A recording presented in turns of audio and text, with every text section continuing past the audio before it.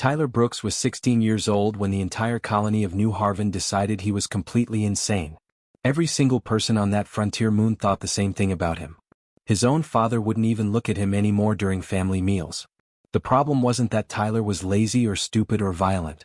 The problem was much worse in everyone's eyes. Tyler cared about the monsters. New Haven sat on the edge of a massive forest on Verdalis, a moon that orbited a gas giant 3 systems away from Earth. The colony had been there for almost 8 years, trying to turn alien wilderness into farmland and settlements. And the wilderness fought back constantly. The creatures on Verdalis were unlike anything back on Earth.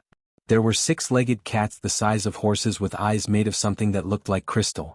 They could see in complete darkness and moved without making a sound. The colonists called them shadow lynxes and shot them on sight. There were massive tree dwellers with 4 arms and thick fur that could tear through metal doors when they got hungry. There were things in the rivers that looked like eels but had dozens of eyes and could generate electric shocks strong enough to kill a grown man.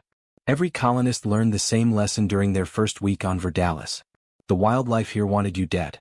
You saw a creature, you either ran or you shot it. That was survival. That was common sense. Except Tyler never learned that lesson. Or maybe he learned it and just decided it was wrong. It started when he was 13. He'd been out near the forest edge, supposedly checking the perimeter fence for damage. Instead, he'd found a shadow lynx caught in one of the hunting traps. The creature's back leg was mangled, and it was making these horrible sounds that Tyler couldn't ignore. Any normal person would have called the hunters to finish it off. Tyler grabbed the medical kit from the fence station and approached the creature slowly, talking to it like it was a scared dog. His hands were shaking so badly he could barely work the trap's release mechanism. The shadow lynx could have killed him in half a second. Instead, it just watched him with those strange crystalline eyes while he freed it and wrapped its leg. Then it limped away into the forest. Tyler told his father about it that night. Big mistake. His dad, Robert Brooks, was the lead hunter for New Haven. He was the guy who'd killed more shadow lynxes than anyone else in the colony. He'd once taken down a tree dweller with nothing but a knife when his rifle jammed. Robert Brooks was a legend among the settlers, and he'd raised his son to follow in his footsteps. When Tyler told him about freeing the shadow lynx, Robert didn't yell. He didn't hit him. He just got very quiet and said, "You're going to get yourself killed, boy. And I won't be there to save you when it happens." But Tyler couldn't stop. Something about the way that shadow lynx had looked at him, the way it had understood he was trying to help, stuck in his mind. These creatures weren't mindless killing machines. They were intelligent. They were aware. And nobody else seemed to notice or care. He started spending every free moment in the forest. He told people he was studying tracking and survival skills, which was technically true. But what he was really doing was watching the creatures. Learning their patterns. Understanding their behaviors. Tyler discovered that shadow lynxes only hunted specific prey animals, these spiral-horned things that grazed in herds. The lynxes never attacked anything else unless they felt threatened. They had territories and families. They communicated with each other using low rumbling sounds that Tyler could barely hear and movements of their tails and ears. The tree dwellers weren't randomly aggressive either. They only came near the colony during certain seasons when their normal food sources dried up in the deep forest. If you left offerings of fruit and vegetables at the forest edge, they'd take those and leave the settlement alone. Tyler started keeping a journal of everything he learned. He filled 3 notebooks with sketches and observations. He documented how different species seemed to communicate across barriers, using combinations of sounds, scents, and body language. He realized that Verdalis had an entire ecosystem of intelligence that humans were completely ignoring. At 15, he tried to present his findings to the colony council. He brought his notebooks and asked for just 20 minutes to explain what he'd discovered. He thought if he could make them understand, maybe they'd change how they approached the wildlife. Maybe they'd see these creatures as neighbors instead of enemies. The council meeting room was packed. Governor Patricia Wells sat at the center table with her advisors. Robert Brooks was there too, along with most of the senior hunters and farmers. Tyler's hands were sweating as he opened his first notebook. He got about 5 minutes into his presentation before the laughter started. It began with a few chuckles from the back of the room. Then more people joined in. Within a minute, the entire room was laughing at him. Not polite disagreement or skeptical questions.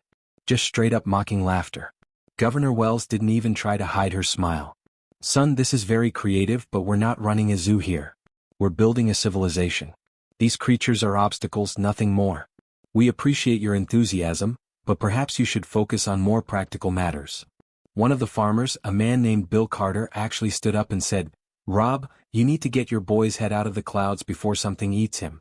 Robert Brooks just sat there with his arms crossed, not defending his son at all. Later that night he told Tyler, "You embarrassed me today. You embarrassed this whole family." 4 months passed after that disaster of a council meeting. Tyler stopped trying to convince anyone. He just went deeper into his research, spending more time in the forest than in the colony itself. His father barely spoke to him anymore.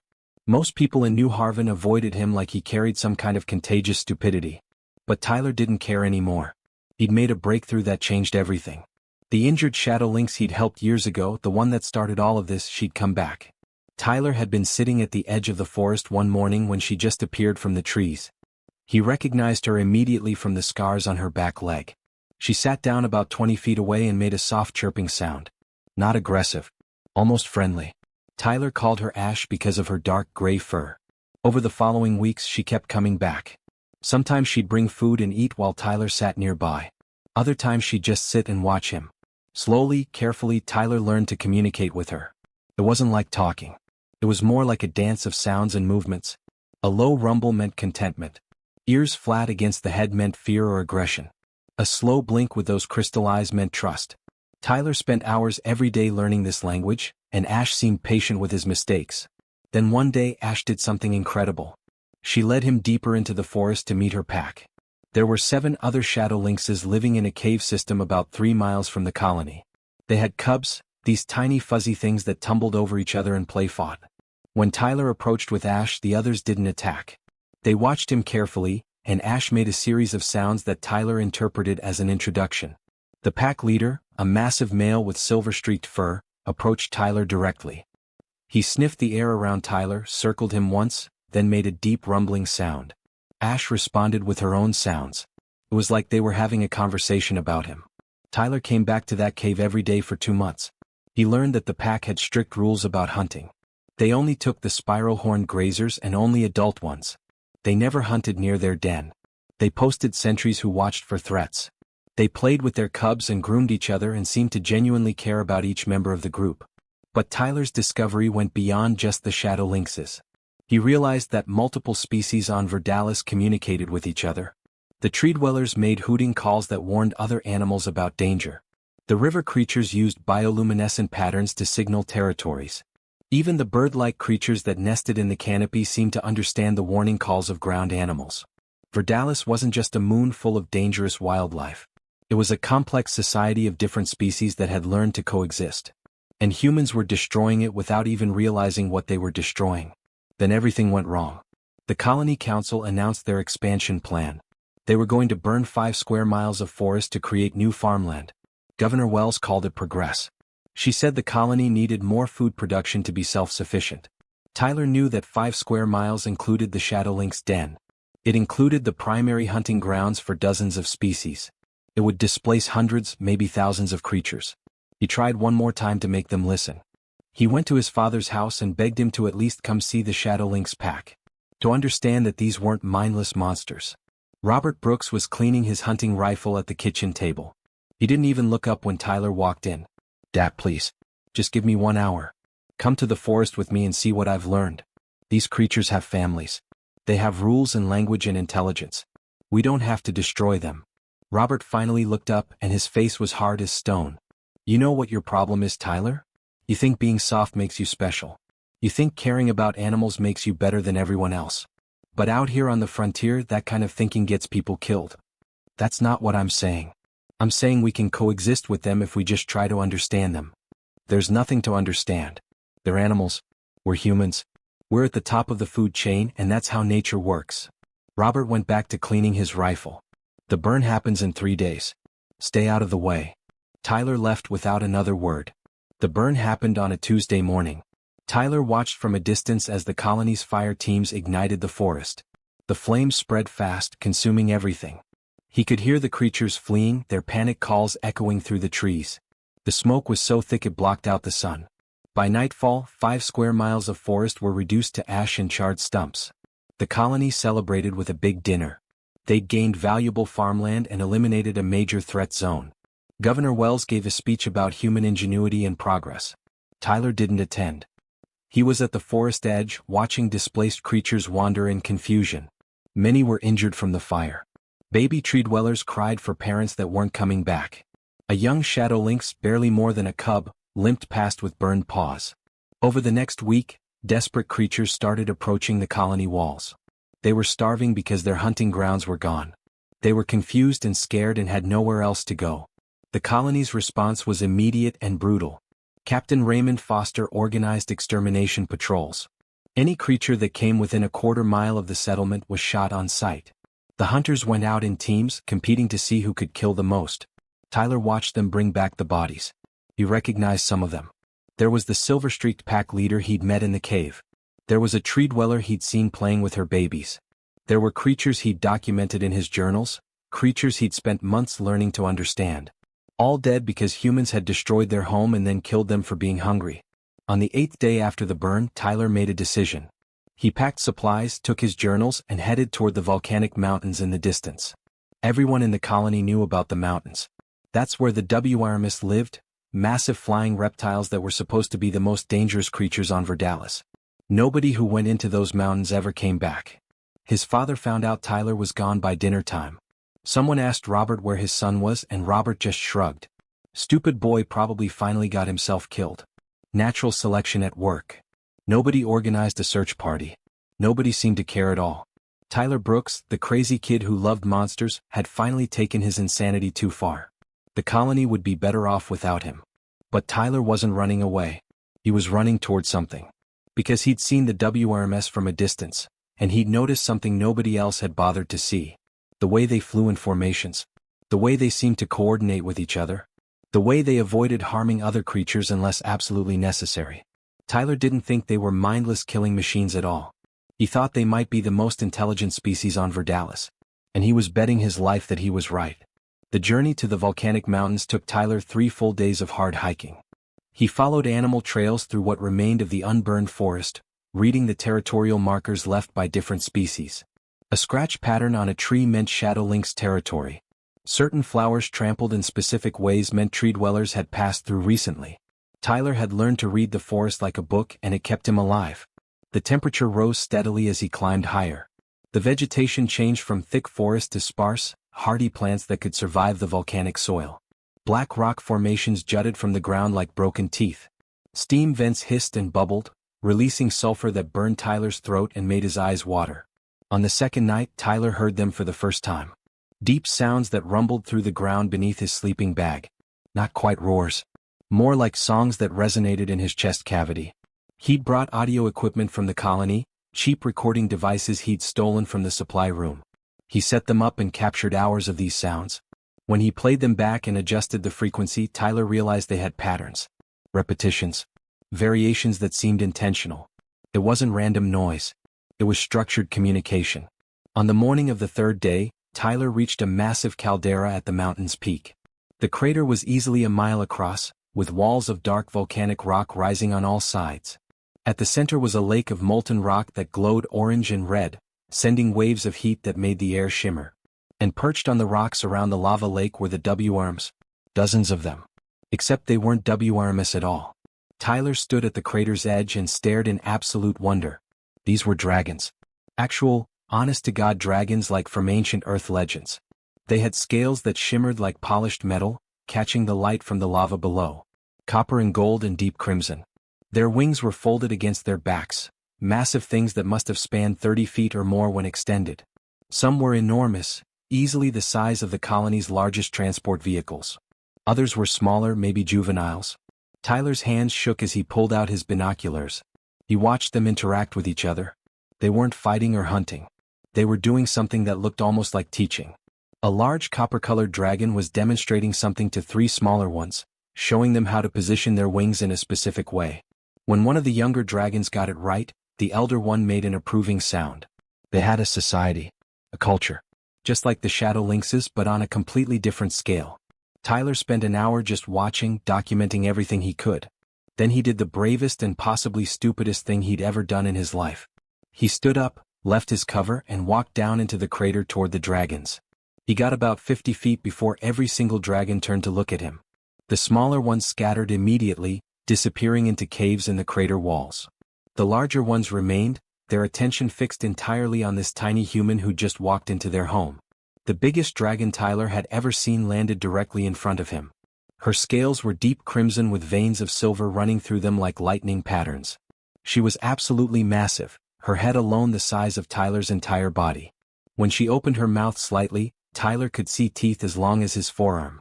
He should have been terrified. Every survival instinct screamed at him to run. But Tyler had spent 3 years learning to read animal behavior, and what he saw in this dragon's eyes wasn't aggression. It was curiosity. And something else. Something that looked almost like intelligence that matched or exceeded human intelligence. Tyler slowly lowered himself to the ground, making himself as non-threatening as possible. He placed his hands flat on the volcanic rock and bowed his head. It was a submissive posture, a universal sign across species that he meant no harm. The dragon moved closer. Tyler felt the heat radiating from her body. He felt her breath, hot and smelling of sulfur and something spicy he couldn't identify. Then something impossible happened. Words formed in Tyler's head. Not spoken words. Something deeper. Like thoughts that weren't his own appearing in his mind. They came with sensations, smells, low-frequency vibrations he felt in his bones more than heard. The words were simple but clear. You are the kind speaker. We have watched you. Tyler's head snapped up in shock. The dragon was staring at him with eyes that swirled with colors like molten metal. She wasn't just intelligent. She was telepathic or using some form of communication so advanced it felt like telepathy. You can understand me? Tyler said aloud, his voice cracking. We understand all languages. We are the shepherds of this world. We maintain the balance. The dragon's massive head tilted slightly. Your kind arrived 8 cycles ago. We watched to see if you would learn respect or prove yourselves destroyers. Tyler felt tears streaming down his face. I tried to teach them. I tried to make them understand. They wouldn't listen. We know. We watched you heal the Shadow Walker. We watched you learn the forest tongue. We watched your people burn the hunting grounds and slaughter the desperate. The dragon's eyes seemed to glow brighter. Your kind takes without giving. Kills without necessity. Refuses to learn. Why should we allow this to continue? The question hit Tyler like a physical blow. This wasn't just a conversation. This was a judgment. These dragons had the power to wipe out New Haven completely, and they were trying to decide if humans deserve to live. Because we can learn, Tyler said desperately. We're ignorant and arrogant and scared, but we're capable of change. I'm proof of that. If one human can learn to see the intelligence in other species, others can too. We just need someone to show us the way. The dragon was silent for a long moment. Other dragons had emerged from the caves now, forming a circle around Tyler. He was surrounded by beings that could incinerate him with a single breath, and he'd never felt more vulnerable in his life. I am Embercrest, the Crimson Dragon finally said. Matriarch of the Fire Clans. I have lived 300 of your years. I have seen species rise and fall on this world. Your kind reminds me of the Stonebreakers who came before. They too thought themselves masters of all they surveyed. They too refused to learn the language of respect. What happened to them? Tyler asked, though he wasn't sure he wanted to know the answer. We removed them. The balance was restored. Embercrest lowered her massive head until it was level with Tyler's. You ask for mercy for your people. You ask for a chance to prove humanity can coexist with other intelligent life. Very well. I offer you a trial. What kind of trial? Beneath this mountain are the deep caverns, tunnels that connect to the heart of this world. Many creatures make their homes there. Some are friendly. Some are territorial. Some are ancient and strange. You will enter these caverns with nothing but what you carry and the knowledge you have gained. You will navigate to the far side and emerge at the eastern vent. If you succeed, I will believe that humans can learn. I will negotiate with your colony. If you fail. Embercrest didn't need to finish that sentence. If Tyler failed, if he died in those caverns, the dragons would have their answer about humanity. And New Haven would burn. Tyler looked at the dark opening in the crater wall that Embercrest indicated. He had no idea what was down there. No map. No guide. Just 3 years of learning to communicate with creatures and read their behaviors. How long do I have? He asked. As long as it takes. But know this, kind speaker. Your colony prepares for something. We have seen metal falling from the sky.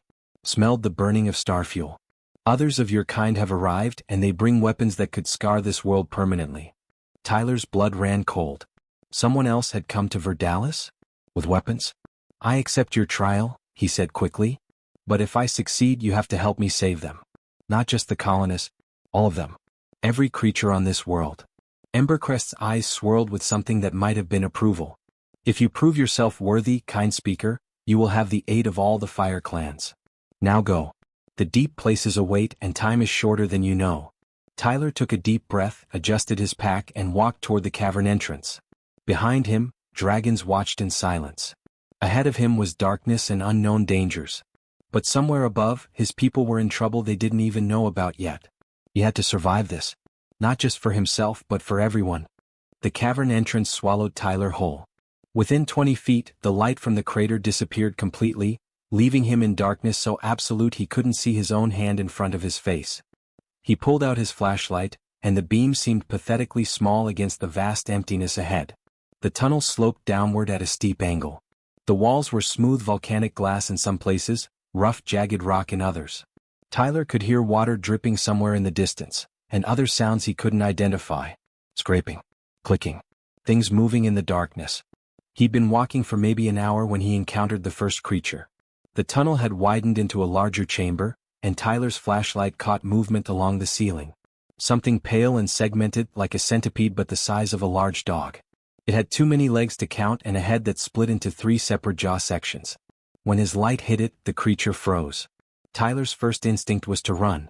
This thing looked like something from a nightmare. But he forced himself to stop and observe. The creature wasn't moving toward him. It was frozen in place, its body flattened against the ceiling. Its legs were pulled in tight. That was a defensive posture. The creature was scared of him. Tyler slowly crouched down, making himself smaller. He turned his flashlight away from the creature, pointing it at the ground instead. In his peripheral vision, he saw the creature relax slightly. Its legs extended and it began moving again but away from Tyler, disappearing into a crack in the ceiling. It was scared of light. Or maybe just startled by sudden brightness. Tyler made a mental note and continued forward, moving his flashlight in slower, less aggressive sweeps. The next challenge came 2 hours later. The tunnel had split into 3 different passages, and Tyler had no idea which one led east. He sat down at the junction and closed his eyes, trying to think like the creatures who lived here. He noticed a slight breeze coming from the left passage. Moving air meant it connected to the surface somewhere. He also noticed scratch marks on the walls of the middle passage, the kind made by claws. Something territorial lived that way.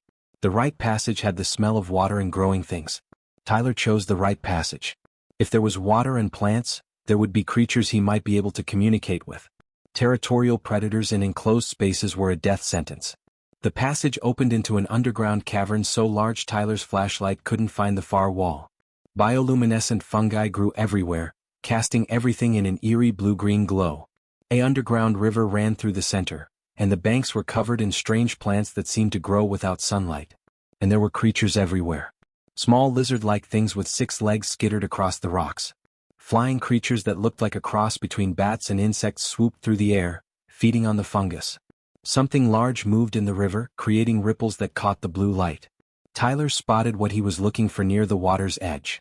A group of creatures about the size of raccoons, covered in gray fur with long nimble fingers. They were gathering the glowing fungi and storing them in piles. They worked together, communicating with soft chirping sounds. These were the pack-rat creatures Embercrest had mentioned. They collected and traded things. Tyler remembered reading about similar behavior in earth animals. He reached into his pack and pulled out the shiniest thing he had, a metal water bottle that reflected the fungus light. He approached slowly, making soft clicking sounds with his tongue. The creature stopped working and watched him. Tyler set the water bottle down about 10 feet from their pile and backed away. The largest creature approached cautiously. It picked up the bottle, turned it over, and made an excited chirping sound. The others gathered around, clearly impressed by this shiny treasure. They chirped among themselves for a moment, then one of them scurried to their pile and brought back something to Tyler. It was a chunk of crystal that glowed with its own internal light. More importantly, the creature pointed with one of its long fingers toward a tunnel on the far side of the cavern. Then it pointed at the crystal, then back at the tunnel. They were showing him the way. The crystal would light his path. Tyler bowed his head in thanks, and the creatures chirped happily before returning to their work. He crossed the cavern and entered the tunnel they'd indicated, holding his new light source.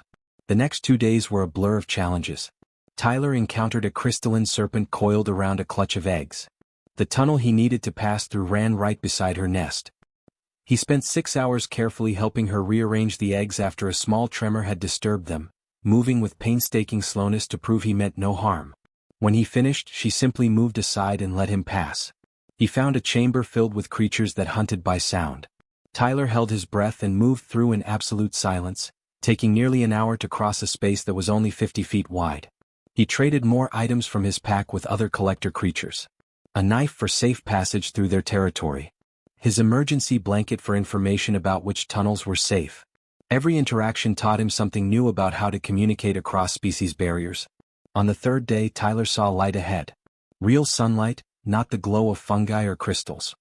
He emerged from a vent on the eastern side of the mountain range, exhausted and filthy but alive. Embercrest was waiting for him, along with a dozen other dragons. "You have succeeded, kind speaker," she said, and Tyler felt genuine warmth in her mental voice. "No human has ever completed the deep trial. You have proven that your kind can learn the language of respect."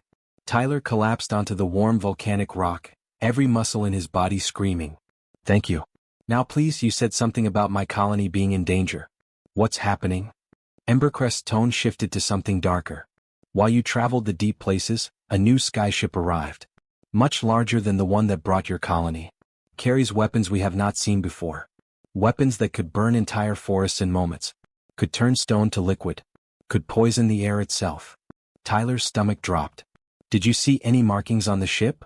Any identification?" A smaller dragon, one with scales like polished bronze, stepped forward. "Words in your language. Helion Extraction Group."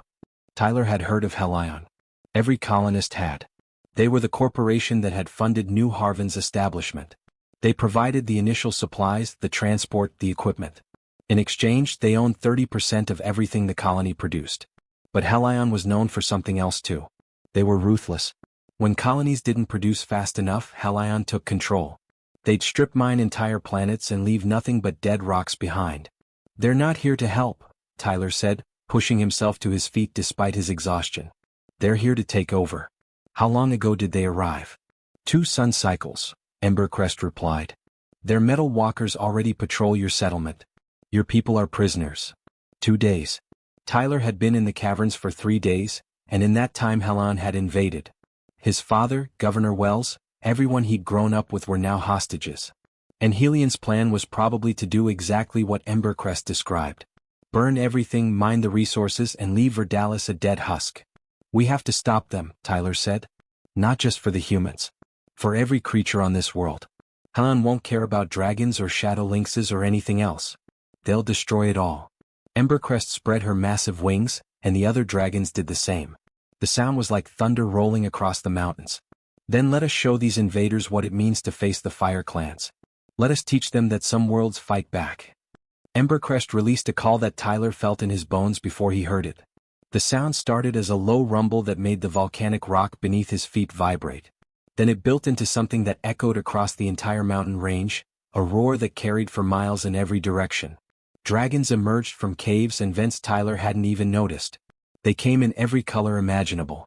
Deep emerald green ones with scales like polished jade. Sapphire blue dragons that seemed to glow in the sunlight. Obsidian black ones that looked like they were carved from shadow itself.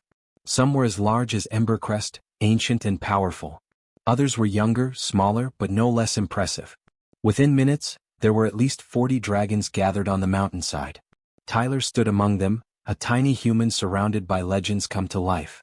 He should have felt terrified, but instead he felt something else entirely.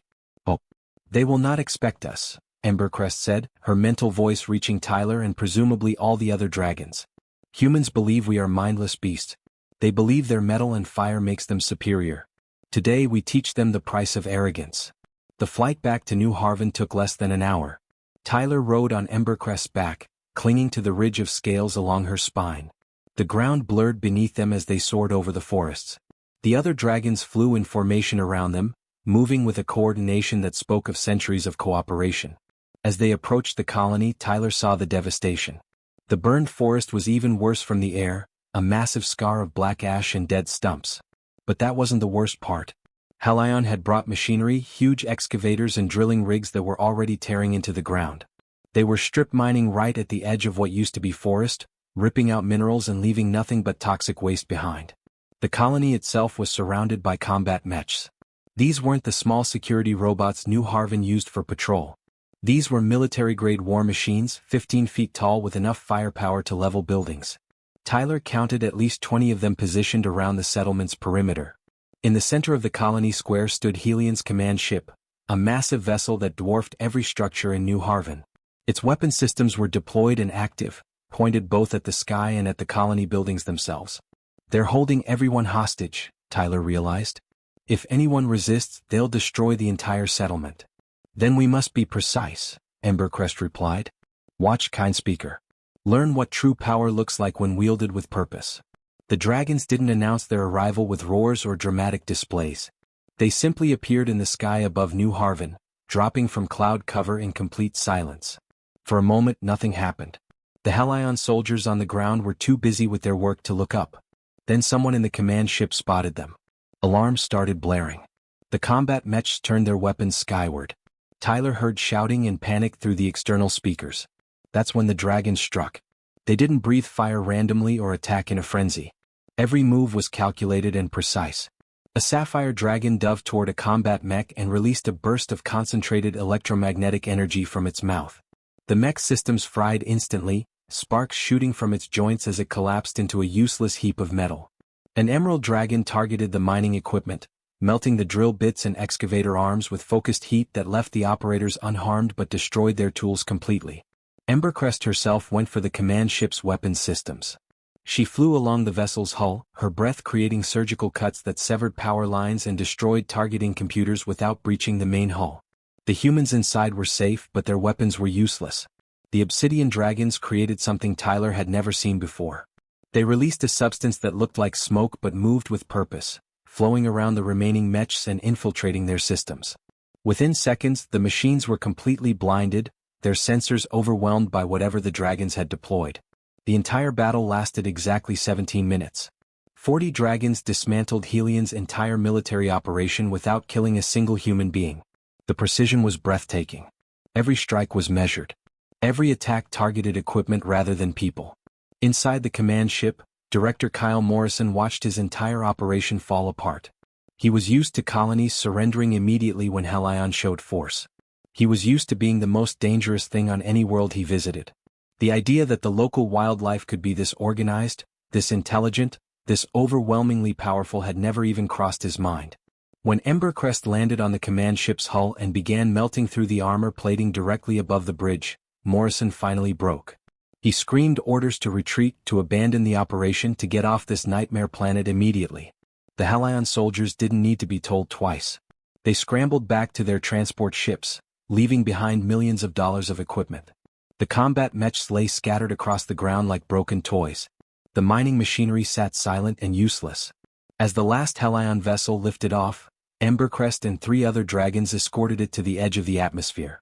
They released bursts of superheated air that scorched the ship's hull, making it clear what would happen if they ever returned. The ships jumped to faster-than-light travel the moment they were able, fleeing the system entirely. Back on the ground, the colonists emerged from their homes in shocked silence. They'd watched the entire battle from windows and doorways. They'd seen creatures they called mindless beasts coordinate a military operation that put human tactics to shame. They'd watched dragons save them with a level of restraint and intelligence that made humanity look primitive by comparison. Embercrest landed in the colony square, her massive form dominating the space. The other dragons perched on buildings and walls, surrounding the settlement but not threatening it. Tyler slid down from her back, his legs shaky from exhaustion and adrenaline. Governor Patricia Wells approached slowly, her face pale. "What are you?" she whispered, looking at Embercrest. Tyler answered for her. "They're the shepherds of Verdalis. They're intelligent. They have language and culture and technology that makes ours look like children playing with sticks.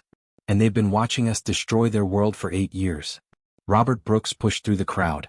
Tyler's father looked like he'd aged 10 years in the past week. His eyes were red, and when he saw his son alive, something broke inside him. He rushed forward and grabbed Tyler in a crushing hug. "I thought you were dead," Robert choked out. "I thought I'd lost you. I'm sorry." "God, Tyler, I'm so sorry for everything."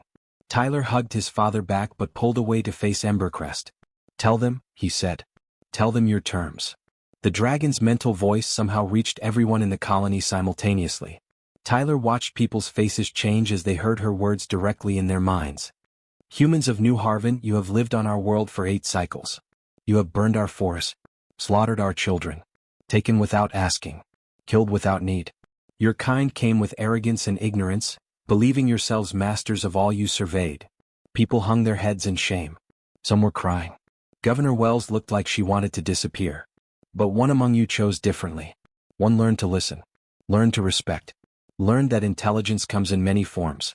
Because of Tyler Brooks, because he proved humans can change, we offer you this choice.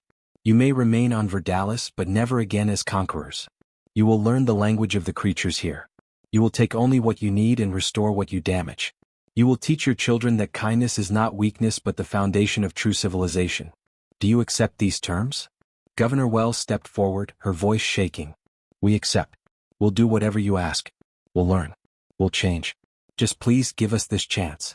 Embercrest's eyes seemed to glow brighter. Then let a new agreement begin.